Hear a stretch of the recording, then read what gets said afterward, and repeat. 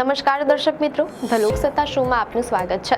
વડાપ્રધાન નરેન્દ્ર મોદી તેમના 3 દિવસીય દક્ષિણ આફ્રિકાના પ્રવાસ પર શુક્રવારે જોહાનિસબર્ગ એરપોર્ટ પર પહોંચ્યા હતા, જ્યાં તેમનું ભવ્ય અને અભૂતપૂર્વ સ્વાગત કરવામાં આવ્યું હતું। એરપોર્ટ પર પહેલાથી જ ઘણા સ્થાનિક કલાકારો, ખાસ કરીને મહિલાઓ હાજર હતા। તેમણે પોતાના પારંપરિક નૃત્ય દ્વારા પીએમ મોદીનું ઉષ્માભર્યું સ્વાગત કર્યું। પરંતુ સ્વાગત દરમિયાન એક એવી ઘટના બની જે કદાચ આફ્રિકામાં કોઈ ભારતીય વડાપ્રધાનના સન્માનમાં પહેલા ક્યારેય નહોતી થઈ। સ્વાગત નૃત્ય સમાપ્ત થયા પછી આ મહિલા કલાકારોએ પીએમ મોદીના આ પ્રવાસને ખાસ બનાવવા માટે તેમને વિશેષ ધન્યવાદ આપ્યો અને જમીન પર લેટીને સાષ્ટાંગ પ્રણામ કર્યો। વડાપ્રધાને પણ નમ્રતાપૂર્વક ઝૂકીને તેમના આ અસાધારણ અભિવાદનને સ્વીકાર્યું। આ સ્વાગતની તસવીરો અને વિડીયો સોશિયલ મીડિયા પર જોરદાર વાયરલ થઈ રહ્યા છે। દક્ષિણ આફ્રિકામાં આ સન્માન દર્શાવવાની રીતનું ખાસ સાંસ્કૃતિક મહત્વ છે। મીડિયા અહેવાલો અનુસાર સ્વાગતનો આ ભાવ ત્યાંના વેન્ડા સમુદાય દ્વારા પ્રદર્શિત કરવામાં આવ્યો હતો। આ પ્રથા કોઈ પણ મુલાકાતી પ્રત્યેના અત્યંત આદર અને સન્માનનું પ્રતીક છે।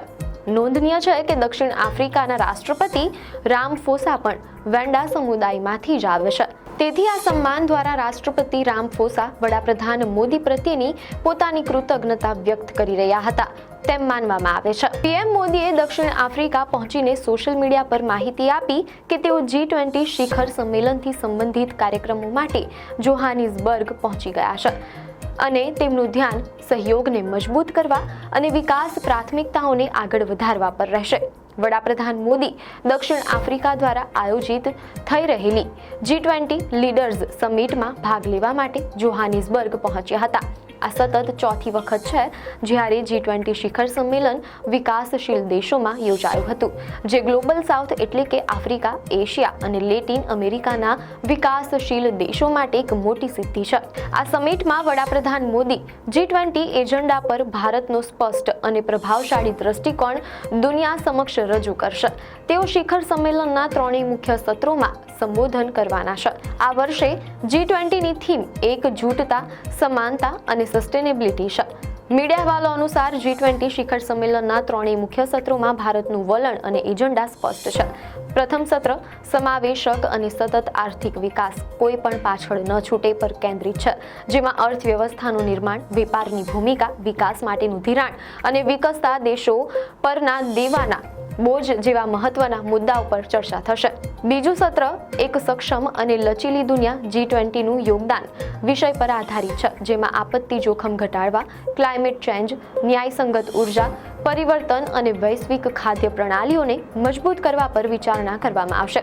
અંતે ત્રીજું સત્ર સૌના માટે ન્યાયપૂર્ણ ભવિષ્ય પર કેન્દ્રિત છે, જેમાં મહત્વપૂર્ણ ખનિજ વ્યવસ્થાપન, સન્માનજનક રોજગાર અને આર્ટિફિશિયલ ઇન્ટેલિજન્સ AIના જવાબદાર ઉપયોગ જેવા ભવિષ્યલક્ષી વિષયો મુખ્ય રહેશે। G20 સમિટના મુખ્ય કાર્યક્રમોની શરૂઆત કરતા પહેલા જ વડાપ્રધાન નરેન્દ્ર મોદીએ જોહાનિસબર્ગમાં ઓસ્ટ્રેલિયાના વડાપ્રધાન એન્થની આલ્બનીઝ સાથે દ્વિપક્ષીય બેઠક યોજી, જે દ્વિપક્ષીય અને પરસ્પર હિતોના વિવિધ વિષયો પરની ફળદાયી ચર્ચા માટે ખૂબ મહત્વપૂર્ણ સાબિત થઈ। મીડિયા અહેવાલો અનુસાર આ બેઠકમાં સંરક્ષણ અને સુરક્ષા, મહત્વપૂર્ણ ખનિજો અને વેપાર, રોકાણ અને શિક્ષણ સહિતના મુખ્ય ક્ષેત્રોમાં ચાલી રહેલા સહયોગની પ્રગતિની સમીક્ષા કરવામાં આવી અને બંને નેતાઓ વૈશ્વિક આતંકવાદ વિરુદ્ધની લડતને વધુ મજબૂત કરવા માટે પણ સહમત થયા। ઓસ્ટ્રેલિયાના વડાપ્રધાન આલ્બનીઝે ભારપૂર્વક જણાવ્યું કે બંને દેશોના ગાઢ સંબંધો છે અને આર્થિક તથા સંરક્ષણ ભાગીદારીને વધુ વિસ્તૃત કરવાની જરૂર છે। સાથે જ તેમણે દિલ્હીમાં થયેલા આતંકવાદી હુમલા અને સાઉદી અરેબિયામાં બસ અકસ્માતમાં જીવ ગુમાવનારા ભારતીયો પ્રત્યે સંવેદના પણ વ્યક્ત કરી હતી।